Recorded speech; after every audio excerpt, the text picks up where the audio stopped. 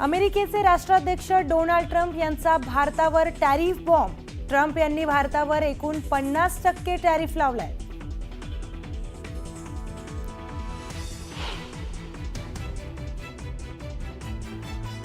महादेवी हत्तीणी कोल्हापुरामध्ये परतणार. मठ आणि वनतारामध्ये सकारात्मक चर्चा. कोर्टात एकत्रितपणे करणार याचिका.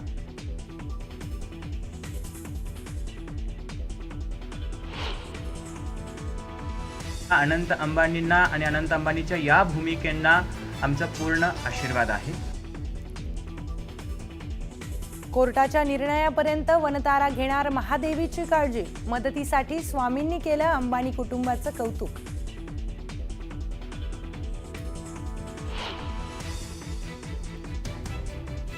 एकनाथ शिंदे पंतप्रधान नरेंद्र मोदींच्या भेटीला. शिंदेंनी सहकुटुंब घेतली पंतप्रधानांची भेट. भेटीचं कारण गुलदस्त्यात.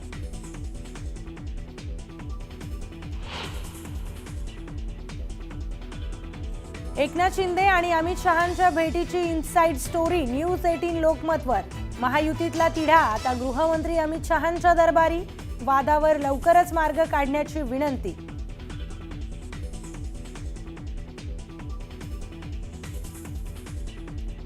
उद्धव ठाकरे दिल्ली दौऱ्यावर, तर ठाकरेंनी घेतली शरद पवारांची भेट. तर उद्या इंडिया आघाडीची डिनर डिप्लोमसी.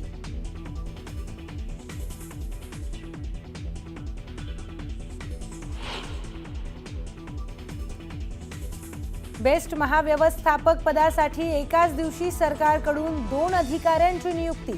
विरोधकांच्या टीकेनंतर फडणवीसांनी नियुक्त केलेले आशिष शर्माच बेस्टचे महाव्यवस्थापक.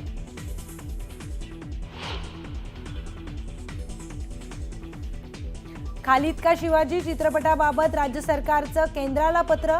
केंद्रीय मंत्रालयाचे थेट हस्तक्षेप करत चित्रपटाचे प्रदर्शन तात्पुरते थांबवण्याची शिफारस.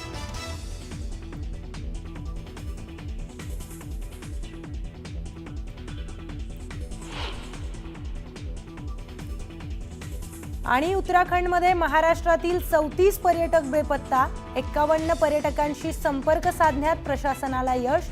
धराली ढगफुटीनंतर संपर्क तुटला.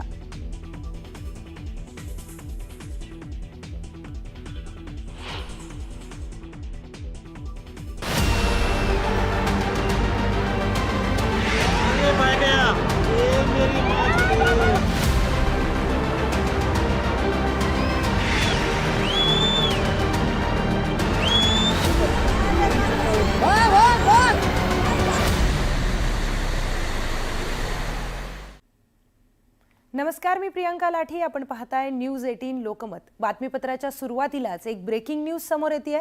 उत्तराखंडमध्ये महाराष्ट्रातील 34 पर्यटक बेपत्ता असल्याची माहिती समोर येते. 51 पर्यटकांशी संपर्क साधण्यात प्रशासनाला यश आलंय. तर पुण्यातील 19 आणि जळगावमधील 15 पर्यटक इथे बेपत्ता झालेले आहेत. पुणे, सोलापूर, जळगाव, नांदेडमधील देखील काही पर्यटक इथे अडकल्याची माहिती समोर आली आहे. तर धराली ढगफुटीनंतर पर्यटकांशी संपर्क तुटलाय.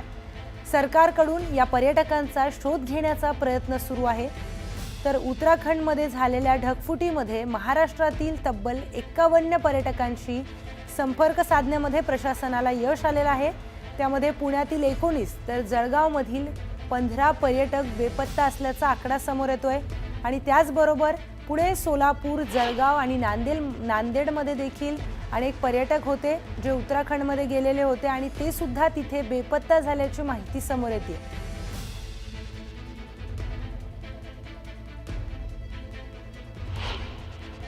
सगळेजण 24 जण गेलेत उत्तराखंडमध्ये ट्रिपसाठी, म्हणजे तीर्थयात्रेसाठी.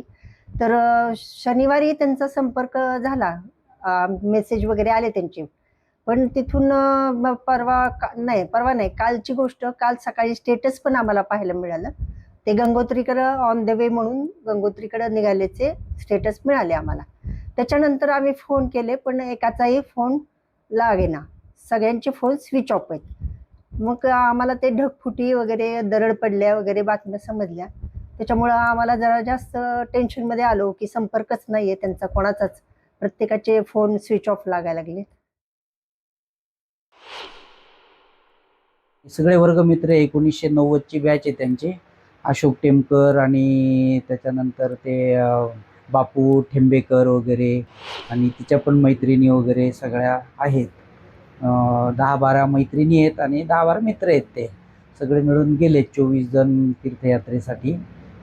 तर त्यांना तिथे संपर्क न झाल्यामुळं आम्ही चिंतेमध्ये आहे तिथे. या संदर्भातील सविस्तर माहिती जाणून घेऊयात आपले प्रतिनिधी प्रशांत बाग यांच्याकडून. प्रशांत, अतिशय मोठी दुर्घटना तिथे देवभूमीमध्ये घडलेली आहे आणि त्यामध्ये महाराष्ट्राचे देखील अनेक पर्यटक बेपत्ता झाले आहेत. काय अधिकची माहिती?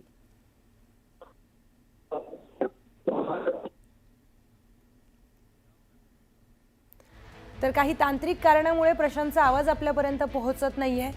देवभूमी उत्तराखंडमध्ये महाप्रलय आलेला आहे आणि याच सगळ्या घटनेसंदर्भामध्ये गुलाबराव पाटील यांनी एक प्रतिक्रिया दिली आहे, ती ऐकूयात. हे माझ्या प्रॉपर गावाचे 13 लोक आहेत आणि त्यांची नावं माझ्याकडे आहेत आणि 24 तासामध्ये त्यांच्याशी संपर्क झाला नाही आहे. तिथल्या मी SP जे आहेत ते ऑलरेडी पुण्याचे आहे, महाराष्ट्राचे असल्यामुळे मी त्यांच्याशी स्वतः बोललो आहे. ते म्हणले की अजूनही काही गोष्टी आमच्या लक्षात येत नाही, कारण 50-60 किलोमीटरच्या त्या एरियामध्ये किती लोक अडकले होते, किती गाड्या होत्या याचं कन्फर्मेशन आमच्याकडे नाही. पण अजूनही त्या मुलांचा आमचा फोनवर संपर्क होत नाही, कारण 13 मुलं आहेत. कोणी 25 वर्षाचा आहे, कोणी 26 वर्षाचा, कोणी 27 वर्षाचा. तर माझं कंटिन्यू फॉलो सुरू आहे. पण आता लवकर जर नाही निरोप लागला तर मी स्वतः तिकडे. आपले प्रतिनिधी प्रशांत बाग यांच्याकडे पुन्हा जाऊयात. प्रशांत, महाराष्ट्रातील वेगवेगळ्या भागातून पर्यटक उत्तराखंडमध्ये गेलेले होते आणि या पर्यटकांचा आता काही पत्ता लागत नाहीये. काय अधिकची माहिती? प्रियंका, खरं तर अत्यंत मोठ्या पद्धतीनं शोध कार्य सुरू केलेलं आहे. आणखी या शोध कार्यामध्ये महाराष्ट्र सरकारला उत्तराखंड सरकार सुद्धा मदत करत आहे. विशेष आपत्ती जो कक्ष आहे तो सुद्धा कार्यान्वित करण्यात आलेला आहे. महाराष्ट्र सरकारने नंबरही जारी केलेले आहेत. पण यातल्या महत्वाच्या गोष्टी अशा आहे की जवळपास 51 पर्यटकांचा पत्ता लागला जरी असला तरी 34 पर्यटक अजूनही बेपत्ता आहे. पुण्यातील, विशेषतः पुण्यातील आंबेगावचे पर्यटक, आणखी जळगाव जिल्ह्यातील धरणगावचे धार्मिक पर्यटनासाठी गेलेले पर्यटक, या सगळ्यांचा अजूनपर्यंत तपास लागत नाहीये. सोलापूरचे जे बेपत्ता होते त्यांच्याशी आता संपर्क झालेला आहे. सोलापूर, नांदेड या ठिकाणावर जे गेले होते त्यांच्याशी संपर्क झालेला आहे. पण ती दुर्घटना इतकी भयानक आहे किंवा की ज्या पद्धतीनं घराली गावातली सगळी ही घरं धाराशायी झाली. प्रचंड मोठा पाण्याचा स्रोत, आणखी त्याचबरोबर दगड, विटा, या दगडांचा सुद्धा इतका मोठा मारा. त्यामुळे घराच्या प्रशांत, मी तुम्हाला थांबवतीये. मंत्री गुलाबराव पाटील आपल्यासोबत फोन लाईनच्या माध्यमातून जोडल्या गेलेले आहेत. सर, अतिशय मोठी दुर्घटना उत्तराखंडमध्ये झाली आहे. महाराष्ट्रातले अनेक पर्यटक तिकडे अडकलेले आहेत. काय नेमके त्यांचे अपडेट्स आहेत? आताच तिकडचे आयजी जे आहे भरणे म्हणून, जे ऑलरेडी महाराष्ट्राचीच आहे, त्यांच्याशी माझं बोलणं झालं आहे. त्याचबरोबर त्या एरियातले जे SP आहे मिस्टर अक्षय कोंडे म्हणून, त्यांच्याशी बोलणं झालंय. आणि तिथे जर पाहिलं तर काही प्रॉपर एरियामध्ये, छोट्या एरियामध्ये ही घटना घडल्यामुळे त्या अनेक ठिकाणी त्या ठिकाणची घटना घडल्यामुळे लाईट, त्याप्रमाणे मोबाईल, सगळ्या सुविधा ज्या आहे त्या बंद झाल्या. पण त्यांच्याकडनं आता जी माहिती घेतली आयजींकडनं, तर 500 लोक आता मला वाटते गंगोत्रीमध्ये थांबलेले आहे. आणि मला तरी असं वाटतं की पाचोऱ्याचाही, जळगाव जिल्ह्यामध्ये पाचोऱ्यामधले काही लोक होते, त्याच्यामधले 3 लोकांचाही संपर्क झालाय. जळगावचा 1 लोकांचा संपर्क झालाय. आणि सकाळपर्यंत बऱ्याच लोकांच्या माहिती आपल्याला मिळेल. याचं कारण असं आहे की सॅटेलाइटद्वारे किंवा वायरलेसद्वारेच काही प्रमाणामध्ये संपर्क होऊ शकतोय. त्यामुळे त्या अडचणी येत आहेत. आणि मला तरी असं वाटतं की महाराष्ट्रातले जवळपास निम्मे लोक सेफ झोनमध्ये दिसत आहेत. सर, प्रशासनाकडून नेमके काय पावलं उचलण्यात आलेली आहे? आणि जसं तुम्ही सांगितलं काही जणांची सगळीच गोष्ट करण्यात आलेली आहे प्रशासनाकडनं. आता एकनाथ शिंदे साहेबांनी पण स्वतः फोन लावला होता. त्याचबरोबर मदत पुनर्वसन मंत्र्यांच्या माध्यमातून त्यांचे जे चव्हाण म्हणून आहे त्यांच्याकडनं आमच्या माहिती घेण्यात आलेली आहे. तिकडच्या यंत्रणेशी पण मी स्वतः बोलतोय, कारण की माझ्या तालुक्यातले पण जवळपास 14-15 लोक आहेत. माझ्या गावातले 13 मुलं आहेत. त्यामुळे साहजिक आहे, कुठलीही असली तरी आपल्या राज्याची मुलं आहेत. त्यामुळे त्या रोज दर अर्धा एक तास आम्ही अपडेट घेतोय.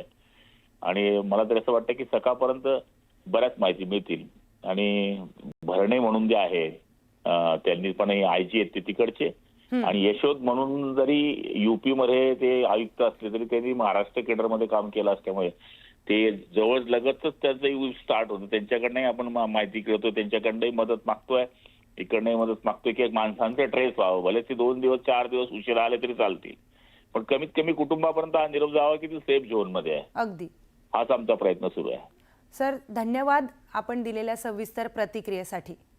तर उत्तराखंडमध्ये ही मोठी दुर्घटना घडली आहे आणि या दुर्घटनेमध्ये महाराष्ट्रातील अनेक पर्यटक तिकडे गेलेले होते आणि हे पर्यटक या महाप्रलयामध्ये तिकडे अडकलेले आहेत आणि त्यांना सोडवण्यासाठी सरकारकडून सर्वतोपरी प्रयत्न करण्यात येत आहेत. पुढची महत्त्वाची बातमी, उत्तराखंडमधील जलप्रलयानंतर पाळधी गावामधील तब्बल 13 तरुण बेपत्ता झाली आहेत. जळगावच्या धरणगाव तालुक्यामध्ये पाळधी येथील एकाच भागात राहणारे हे 13 तरुण उत्तराखंडमध्ये देवदर्शनासाठी गेले होते. दरम्यान आता संपूर्ण गावात चिंतेचं वातावरण आहे. महिलांसह पालकांच्या डोळ्यातही अश्रू तरळलेत. सर्व तरुण सुखरूप परत यावेत म्हणून सर्व ग्रामस्थ इथे प्रार्थना करतात. या तरुणांच्या नातेवाईकांशी संवाद साधलाय आमचे प्रतिनिधी विजय वाघमारे यांनी. पाहूयात.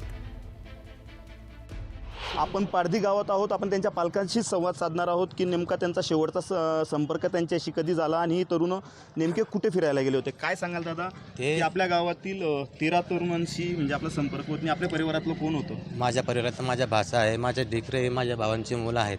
सर्व म्हणजे आमच्या घराजवळचेच आहेत, नातेवाईकच आहेत. कारण की काल ते त्यांचा फोन सकाळी लागला, सकाळी 12 वाजता फोन केला, 1 वाजता फोन केला. शेवटचा कॉल जो होता आमचा 4:15 वाजता झालेला आहे त्यांच्याशी.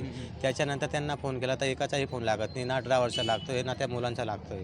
त्याच्यामुळे सर्वजण टेन्शनमध्ये पडलेले आहेत, कुठं आहेत काय आहेत. आणि अशी घटना आम्हाला माहिती पडली, त्याच्यामुळे आमच्या सीट लागत नाही. काय झालं असेल काय नाही झाले असेल तेही समजत नाही आम्हाला. बरं, हे तरुण नेमके कुठे कुठे फिरायला गेले होते आणि काय म्हणजे तर म्हणजे गेले होते? हे मंगळवार म्हणजे 1 हप्त्यापासून गेलेले आहेत, 8 ते 10 दिवसापासून गेलेले आहेत. त्यांनी ओंकारेश्वर, अयोध्या, वाराणसी, त्याच्यानंतर हरिद्वार गेले. हरिद्वारवरून एक गंगोत्री यमुनोत्री करणार होते. त्यांनी गंगोत्रीचे स्टेटस वगैरे सर्व काही ठेवलेलं होतं. सकाळी आम्ही सर्व पाहिलेत त्यांचे स्टेटस. आम्ही सकाळी रोज पाहत होतो काय कुठं गेले काय गेले ते फोटो वगैरे सर्व काही टाकायचे. पण त्याच्यानंतर ते गंगोत्रीचे स्टेटस पाहिल्यानंतर त्याच्यानंतर त्यांचे स्टेटस वगैरे काहीच आले नाही. ते कुठं आहेत काय तर त्यांचा आम्हाला पत्ता सुद्धा लागले नाही.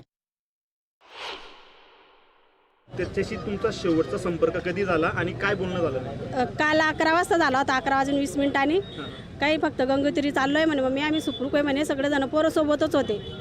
आणि त्याच्यानंतर आम्ही 2-2:30 वाजता फोन लावला तर कोणाचे लागले कोणाचे नाही लागले. मग त्याच्यानंतर 4 वाजेपासून सगळ्यांचे कॉन्टॅक्टच बंद झाले, सगळेच जण घाबरून गेलेले आहेत. मग आमची एकच विनंती की आम्हाला त्यांच्याशी एक तरी फोन आम्हाला कॉन्टॅक्ट आला पाहिजे, नाही तर त्यांच्या घरी सुखरूप घ्यायला पाहिजे आमच्या पोर. महाराष्ट्राचे SP त्या ठिकाणी असल्यामुळे थोडा प्रशासनात SP म्हणून आदरणीय नामदार मोदयांनी त्यांच्याशी कॉन्टॅक्ट केला आहे आणि प्रशासनाचे आपत्ती व्यवस्थापन विभागाशी नामदार मोदयांचा कॉन्टॅक्ट होतो आहे. त्या ठिकाणी मुख्यमंत्र्यांशी त्यांचा कॉन्टॅक्ट झालेला आहे. आदरणीय नामदार मोदय दिल्लीहून त्या ठिकाणी त्याच ठिकाणापर्यंत रवाना होणार आहेत आणि या मुलांना सुखरूप आणण्यासाठी प्रशासनाच्या वतीने आदरणीय नामदार मोदयांच्या वतीने आपण प्रयत्नशील आहोत. तर उत्तर काशीमध्ये झालेल्या या ढगफुटीनंतर मालेगावमधील तब्बल 7 पर्यटकांचा संपर्क तुटलाय. गंगोत्रीवरून उत्तर काशीच्या दिशेने पर्यटक निघाले होते आणि त्यानंतर त्यांचा संपर्कच होऊ शकला नाही. शुभरात्री ट्रॅव्हल्सकडून 4 धाम यात्रेसाठी हे पर्यटक गेले होते आणि अजूनही या पर्यटकांशी संपर्कच होऊ शकला नाही. तर 7 पर्यटकांशी संपर्क साधण्याचे प्रयत्न सुरू आहेत. या पर्यटकांशी नेमका काहीच संपर्क होऊ शकत नाहीये. हे 7 पर्यटक मालेगावमधील आहेत. देवभूमी उत्तराखंडमध्ये हे फिरायला गेले होते आणि तिथे गेल्यानंतर हा महाप्रलय तिथे आला आणि त्यानंतर या मालेगावमधील 7 पर्यटकांचा संपर्क तुटलेला आहे. 4 धाम यात्रेसाठी मालेगावातून माझे लहान काका आणि त्यांचा परिवार यात्रेसाठी गेला होता. त्यांचं यमुनोत्री वगैरे झालं. नंतर उत्तर काशीवरून ते गंगोत्रीला पण गेले. गंगोत्रीवरून परतीच्या प्रवासात असताना त्यांचं काहीतरी 11-11:30च्या दरम्यान दर्शन झालं आणि तिकडनं परतीच्या प्रवासात असताना आम्हाला कॉन्टॅक्ट नाही झाला. तर आम्हाला बातमी आली की तिकडे लँडस्लायडिंग वगैरे झालं आहे. TV ला बातम्या चालू होत्या. आम्ही बघितलं. तेव्हापासून आम्ही त्यांच्याशी कॉन्टॅक्ट करायचा प्रयत्न करतोय. तर अजूनपर्यंत कुठलाही कॉन्टॅक्ट त्यांच्याशी झालेला नाही आहे. आणि आम्ही भरपूर प्रयत्न केले. इथे SP ऑफिसला जाऊन पण आम्ही विनंती केली की आमचा लवकरात लवकर त्यांच्याशी कॉन्टॅक्ट करून द्यावा. आणि आता सरकारकडनं आम्हाला हीच मागणी आहे की दुसऱ्या देशात जाऊन आपण रेस्क्यू ऑपरेशन केलं युद्धाच्या वेळेला. हा तर देशातला विषय आहे, तर त्यांच्याशी संपर्क तरी करून द्यावा किंवा त्यांना लवकरात लवकर घरी सुखरूप पोहोचवावं, हीच आमची विनंती आहे. एकूण किती लोक गेलेले होते? हे 7 जण गेलेले आहेत. हा, काका काकू त्यांचा परिवार आणि मावशी मावसा त्यांचा परिवार. तुमचं नाव काय? माझं नाव गौरव येवले. 4 धाम यात्रे.